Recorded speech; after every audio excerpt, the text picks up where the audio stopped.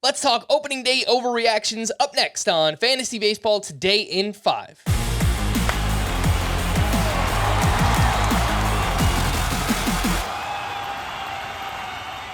Welcome into FBT in 5. Today is Scott's birthday. Happy birthday, Scott. March 31st, I am Frank Stanfield, joined by Scotty, no doubt. Let's get started with Brendan Donovan, an overreaction, something you were excited by here on opening day. Okay, so Brendan Donovan was batting leadoff for the Cardinals, and he had a huge performance, 3 for 6 with a home run. You know, people hit home runs sometimes. Brendan Donovan, we don't often see him do it. He had only 5 as a rookie last year. But what stands out to me beyond even the home run is that it was his third hardest hit ball of the day. He hit another ball 105 miles per hour. He hit another ball 109 miles per hour. His hardest hit ball last year was 107. So he already here, game 1 of the new season, Brendan Donovan sets a career high for hardest hit ball on a day when he hit a bunch of balls hard. And this is coming on the heels of a spring training when he homered 4 times. So again, 5 times all of last year, 4 times in spring training, 1 more here on opening day. He did work with a one of those like development facilities this offseason, adopted the hockey puck style handle on the bat and learned to like rip his hands through the zone faster using that, with the idea of adding more power. They decided he could add more power. And so far it seems to be working for a guy with tremendous plate discipline. If Brendan Donovan can become a 20 homer guy, then I think Alex Bregman numbers might be what he's shooting for. All right, no reaction for me here from opening day.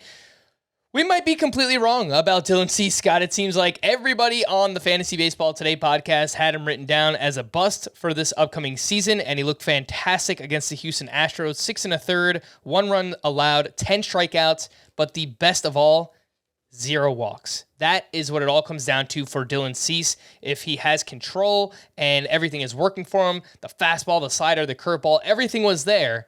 We see what the upside could be for someone like Dylan Cease. Now, what happens when he doesn't have that control and things are off a little bit? So that will be the evolution of Dylan Cease, but at least for one start, he looked phenomenal and looked like we might be wrong about our bus call there. Throw it back your way, Scotty. Who's another player you'd like to highlight from opening day? Pablo Lopez, his first start for the Twins, 5 1/3 shutout innings, 8 strikeouts. But dig a little deeper and it's even more impressive. So his velocity on everything was up 1 mile per hour and a half. Everything. Throwing harder, Pablo Lopez on average than he was last year. He also had a new pitch, a sweeper. That's the new kind of slider that's developed across the league in recent years. And it's brand new for Pablo Lopez this year. It was his second most thrown pitch. And it was responsible for 8 of his 17 whiffs on the day. So what looks to be a major new weapon in addition to increased velocity. Yeah, Pablo Lopez might be taking an ace turn here for the Twins. Yeah, I love it too. I think it's really, really encouraging what we saw on opening day from Pablo Lopez. A few hitters that I would like to highlight.